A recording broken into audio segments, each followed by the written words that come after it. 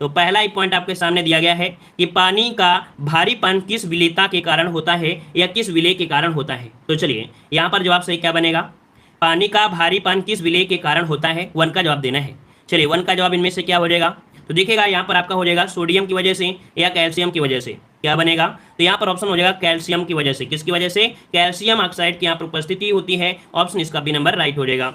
आगे बढ़ते हैं, क्वेश्चन आपसे अगला पूछा गया है, कह रहा आपसे यहाँ पर निम्न में से किससे टेप रिकॉर्डर की टेप लेपित करते हैं। ये बताइए जो टेप रिकॉर्डर होती है ना, टेप रिकॉर्डर होती है उसमें जो आपकी लेपित होता है, क्या लेपित होता है, क्या बन जाएगा, तो आपका यहाँ पर जवाब क्या बन जाएगा, तो चलिए यहाँ पर आपका आ रहा है फेरोमैग्नेटिक चूर्ण आपका होता है, क्या होता है, फेरोमैग्नेटिक चूर्ण होता है, जिसकी वजह से टेप रिकॉर्डर की टेप लेपित रहती है, बी नंबर आपका राइट हो जाएगा। अगला क्वेश्चन दिया गया है, सोडियम धातु को डुबाकर रखा जाता है। ये बताइए जो सोडियम धातु होती है इसे डुबो कर जो रखते हैं वो किस में डुबो कर रखते हैं, जल में या एल्कोहल में या पेट्रोल में या केरोसिन में। तो यहाँ पर जवाब क्या बनेगा, 3 का डी नंबर केरोसिन में। मतलब आपके जो गांव में बोलते हैं मिट्टी का तेल है ना, इसे गांव में बोलते हैं मिट्टी का तेल, इसे हम लोग केरोसिन के नाम से जानते हैं। इसमें हम लोग डुबो के रखते हैं, क्यों, क्योंकि इसमें ऑक्सीजन की क्रिया ना हो पाए, क्योंकि सोडियम में अगर पानी पड़ जाता है तो ऑक्सीजन से तुरंत क्रिया कर लेता है, इसलिए ऑप्शन क्या हो जाएगा, डी नंबर। अगला है यूरिया का रासायनिक नाम क्या है। यूरिया का रासायनिक नाम यहाँ पर क्या हो जाएगा, 4 का ऑप्शन क्या बनेगा, तो यूरिया का नाम यहाँ पर आ रहा है आपका, देखो यहाँ पर इथिलीन दिया है, क्लोरोथिन है, यहाँ पर कार्बामाइड। देखिए यूरिया का रासायनिक नाम भी होता है क्या, यहाँ पर सी कार्बामाइड भी बोलते हैं इसे। यहाँ पर जवाब सी नंबर राइट हो जाएगा। तो नोट करिएगा, क्या है, निम्न में से कौन सा सबसे हल्की गैस है। चलिए बताइएगा कौन सी हल्की गैस आपकी है 6 नंबर में। चलिए हल्की गैस आपसे दिया है नाइट्रोजन, हाइड्रोजन, अमोनियम और आपकी कार्बन डाइऑक्साइड, क्या बनेगा, तो देखिएगा यहाँ पर आपका नाइट्रोजन है और आपका हाइड्रोजन है, जवाब क्या बनेगा, यहाँ पर आपका बी नंबर आपका हाइड्रोजन जो आपकी हल्की है ना। लेकिन अगर पूछे कि यूज किसको किया जाता है, तो हम लोग यूज किसका करते हैं, तो आपके नाइट्रोजन का प्रयोग करते हैं आपके किसी भी भरने के लिए, है ना। जैसे कि यहाँ पर देखो हाइड्रोजन क्या होती है, ये गैस जो आपकी होती है विस्फोटक होती है। पहले हम लोग वायुयान के जो टायर थे उनमें हम लोग हाइड्रोजन गैस भरते थे हल्की की वजह से, लेकिन जब वो जो वायुयान है लैंडिंग करते थे तो अचानक क्या होते थे, विस्फोट हो जाता था। इस वजह से यहाँ पर हाइड्रोजन हम नहीं भरते, नाइट्रोजन भरते हैं, क्योंकि ठंडी आपकी होती है, ठीक है ना। तो ऑप्शन क्या हो जाएगा, बी नंबर। अगला क्वेश्चन दिया गया है कि मरकरी को किस धातु के पात्र में रखा जा सकता है।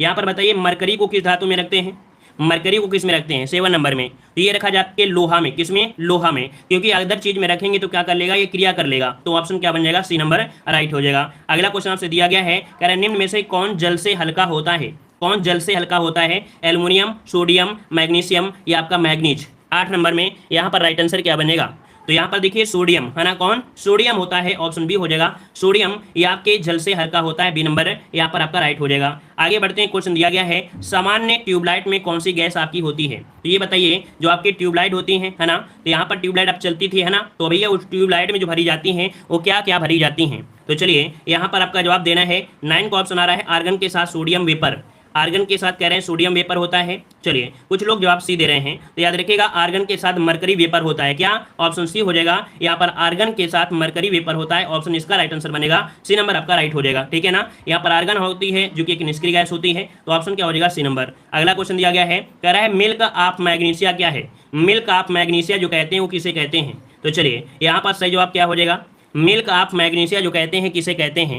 यहाँ पर आपका हो जाएगा ऑप्शन राइट कौन सा, तो जो मैग्नीशियम हाइड्रोक्साइड होता है, क्या, मैग्नीशियम हाइड्रोक्साइड को मिल्क ऑफ मैग्नीशिया के नाम से भी जानते हैं, तो ऑप्शन क्या बन जाएगा, यहाँ पर आपका डी राइट हो जाएगा। नेक्स्ट क्वेश्चन दिया गया है कि क्वार्टज किससे बना होता है। जो आपके क्वार्टज होते हैं, पत्थर होते हैं, इनमें सबसे ज्यादा क्या होता है, सिलिकेट होता है, क्या, सिलिकेट होता है। तो इसका मतलब है कि सिलिकेट तो हम लगाएंगे, तो यहाँ पर क्या हो जाएगा, सोडियम सिलिकेट, क्या, सोडियम सिलिकेट, ऑप्शन क्या बनेगा, डी नंबर। तो याद रखिए क्वार्टर जो बने होते हैं वो आपके सोडियम सिलिकेट से होते हैं, ऑप्शन आपका डी राइट हो जाएगा। अगला क्वेश्चन दिया गया है कि सोने के आभूषण बनाने में किस धातु को मिश्रित किया जाता है। तो देखिएगा शुद्ध सोना होता है कितने, 24 कैरेट का, कितना, 24 कैरेट का होता है। लेकिन जो सोनार लोग होते हैं वो चोरी कर लेते हैं, है ना, वो लोग उसमें मिला देते हैं, है ना, क्या मिला देते हैं, यहाँ पर 12 नंबर में। तो 12 का ऑप्शन क्या बनेगा भाई, तो यहाँ पर देखो किसमें से आपका जंग नहीं लगेगा जल्दी, जंग किस में नहीं लगता, कॉपर में। तो ये लोग किसको, कॉपर को मिला देते हैं, और कॉपर मिला देने से इसमें क्या होती है, मजबूताई आ जाती है। तो ऑप्शन क्या बन जाएगा, डी नंबर, कॉपर आपका हो जाता है, ठीक है ना। तो यही कारण है कि वो बोलते 24 कैरेट है, लेकिन कभी भी 24 कैरेट नहीं देते हैं, है ना। आपको जब बहुत ज्यादा संपर्की होंगे तब आपको 22 का देंगे, वो भी नहीं देंगे। 18 कैरेट का ही आपको सोना मिलता है, 18 कैरेट का, ठीक है।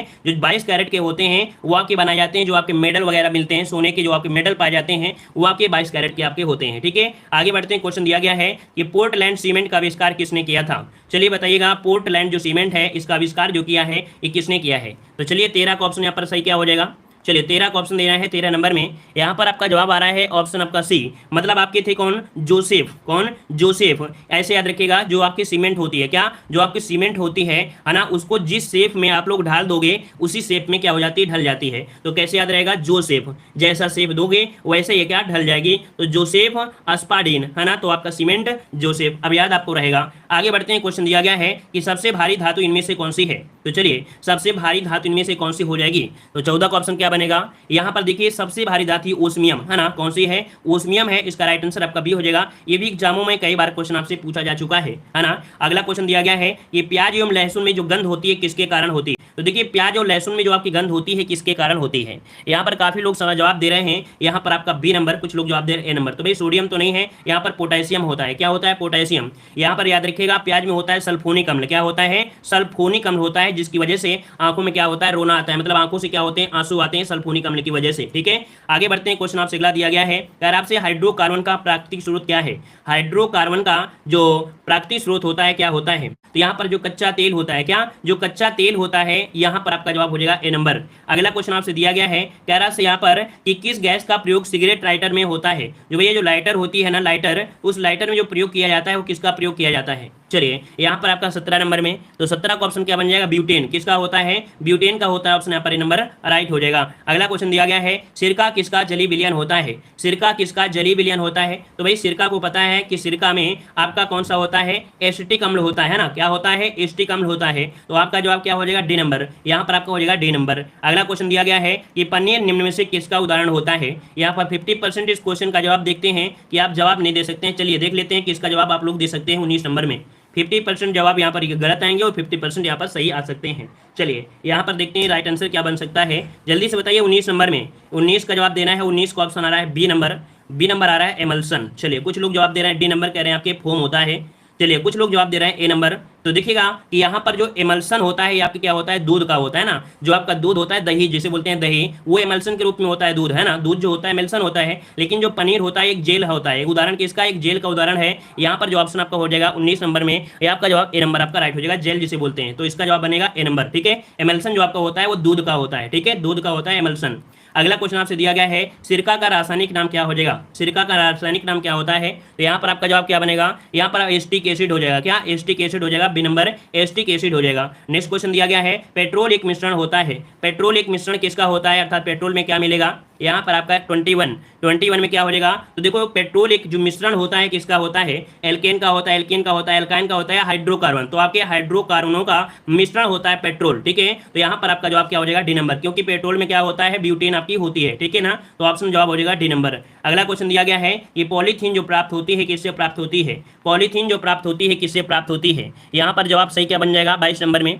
तो चलिए 22 का जवाब यहाँ पर आ रहा है, ऑप्शन राइट आपका यहाँ पर पिक्रिक आ रहा है 22 नंबर में। देखिए इसका जवाब का जवाब हो जाएगा एथिलीन के बहुलीकरण से। किसके, तो आपके एथिलीन के बहुलीकरण से आपकी पॉलीथीन प्राप्त की जाती है। ऑप्शन बनेगा कौन सा, सी नंबर। काफी लोग जवाब यहाँ पर बी दे रहे हैं, तो भाई बी नहीं होगा, यहाँ पर सी होगा, एथिलीन के बहुलीकरण से प्राप्त होती है जो आपकी पॉलीथीन होती है। ठीक है, आगे बढ़ते हैं। क्वेश्चन दिया है कि किस संश्लेषण रेशा को कृत्रिम सिल्क के नाम से भी जानते हैं। ये आपके मॉडल पेपर में देखने को मिलता होगा। ये संश्लेषित रेशा जो कहते हैं किसे कहते हैं, संश्लेषित रेशा को कृत्रिम सिल्क के नाम से जानते हैं और किसे जानते हैं, तो क्या हो जाएगा, रेयान को। क्या, रेयान को संश्लेषित रेशा को कृत्रिम सिल्क के नाम से जानते हैं, बी नंबर आपका राइट हो जाएगा। अगला क्वेश्चन आपसे दिया गया है, नायलॉन क्या है। तो नायलॉन क्या है, ये भी एक क्या है, तो आपका रेशा है, लेकिन कैसा रेशा होगा, तो यहाँ पर जवाब क्या बनेगा 24 में, ऑप्शन ए हो जाएगा, ये पॉलीएमाइड होता है। क्या, नायलॉन जो होता है ये पॉलीएमाइड होता है, ऑप्शन क्या बन जाएगा, ए नंबर, पॉलीएमाइड आपका हो जाएगा।